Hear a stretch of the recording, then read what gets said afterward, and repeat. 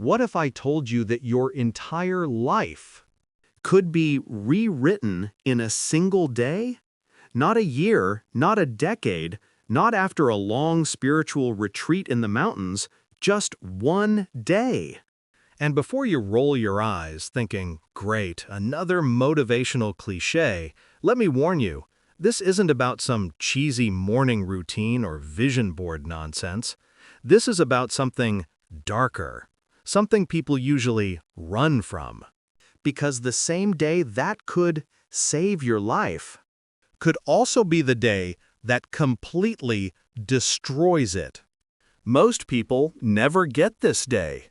You might, but the real question is, will you even recognize it when it comes? Here's the part nobody tells you. Change doesn't creep in gently like the sunrise. It doesn't ask your permission. It slams into you like a car crash, sudden, violent, and irreversible. One conversation, one decision, one moment when you finally stop lying to yourself. That's it.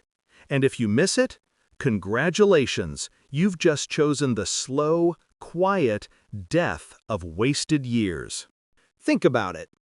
How many times have you whispered to yourself, "I'll start tomorrow"? Tomorrow never came. You scroll, you sleep, you dream of a better version of yourself. But you never actually meet them. Here's the uncomfortable truth. You don't have unlimited tomorrows. You have a handful. And if you keep playing the same broken song, one day you'll realize you've been dancing in circles while your life quietly rotted. Dark enough for you? Good. Because here's where it gets worse. Most people think destruction comes from disasters, losing a job, a breakup, some tragedy. But that's not true. The real destruction happens invisibly. It happens every day you tolerate a life that doesn't feel like yours. It happens in the tiny excuses, the fake smiles, the way you silence the voice inside that's screaming, "This isn't it. This isn't me." And then, one day, you look in the mirror and realize you're a stranger in your own skin. That's the day of destruction. And the irony? You created it. But here's the plot twist. Destruction and salvation are twins. The same day that burns everything you've built could be the day you finally build something real. The difference is what you choose to do with it. Do you run back into the fire because it feels familiar? Or do you finally walk out of it and breathe? Let me put it this way. If you knew tomorrow was your last day, would you keep living like you are right now? Or would you finally drop the mask, quit pretending, and start doing the thing you've been terrified of? Don't answer too quickly. Sit with it. Because most people like to imagine they'd change everything if they were dying. But the truth is, most people wouldn't. They'd waste their last day the same way they wasted all the others, scrolling, complaining, numbing themselves with distractions, lying about being too tired or too busy. That's the punchline of human nature. We don't need tragedy to waste our lives. We do it for free. And yet, there's always that chance, that day when something snaps.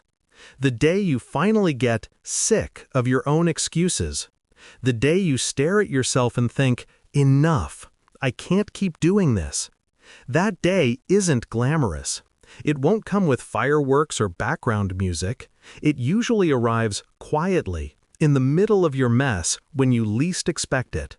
But if you're brave enough to grab it, it's the reset button you've been begging for. But here's the catch. Most people fail because they wait for motivation. They think they'll feel ready. Spoiler alert, you'll never feel ready. That's why this day feels like do or die, because it is. You either leap while your legs are shaking, or you spend another decade convincing yourself someday will come. And let me ruin the suspense, it won't. This is where most people fail. They confuse comfort with safety. But comfort is the slowest form of self-destruction. It lulls you to sleep while your dreams suffocate. And then one day you wake up and it's too late. You wasted the one life you had, trying not to feel uncomfortable. So what do you do on the day that can save or destroy your life? You cut the cord. You rip the bandage. You stop begging life to be gentle with you. It won't. You either become the kind of person who chooses the hard, ugly truth, or you stay the kind of person who clings to pretty lies. And trust me, lies are heavy. They bury people alive. You already know the truth, don't you? You know what's killing you, the job, the relationship, the habits that rot you from the inside out. Don't pretend you don't know. Your body knows. Your mind knows. Hell, even your silence knows. The question is, will you face it or will you keep decorating your prison cell, convincing yourself it's a palace? Here's the part almost no one dares to face. Saving your life won't feel like saving it at first. It'll feel like losing everything. You'll feel panic. You'll feel doubt. You'll think you made the biggest mistake of your life. But on the other side of that chaos is freedom. And if you can't handle the chaos, you don't get the freedom. It's that simple. Most people would rather drown in the familiar than choke on the unknown. Which one are you? Let me be sarcastic for a second, because sarcasm is honesty in disguise. If you want to destroy your life, here's the easy recipe. Keep doing exactly what you're doing. Keep saying, maybe later. Keep pretending tomorrow will be different. Keep lying to yourself that you have time. You'll destroy your life beautifully, painlessly, invisibly, and with the comforting illusion that you were fine. But if you want to save it, that's messy. That's bloody. That's brutal honesty with yourself. And nobody claps for you when you do it. But ask yourself, do you want claps? Or do you want a life that's actually yours? And if you think it ends here, you're wrong. Because the hardest part isn't recognizing the day. The hardest part is surviving the voice in your head after you choose it.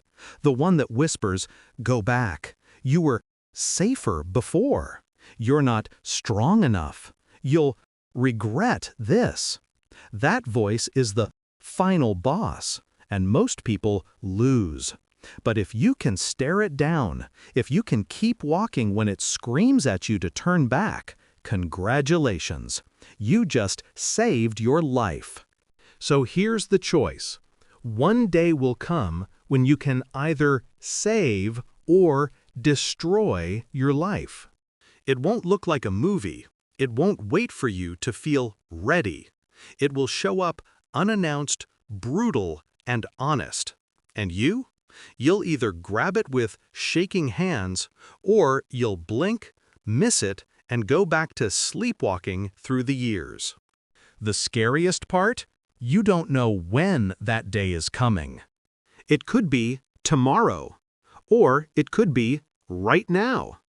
So, what are you going to do?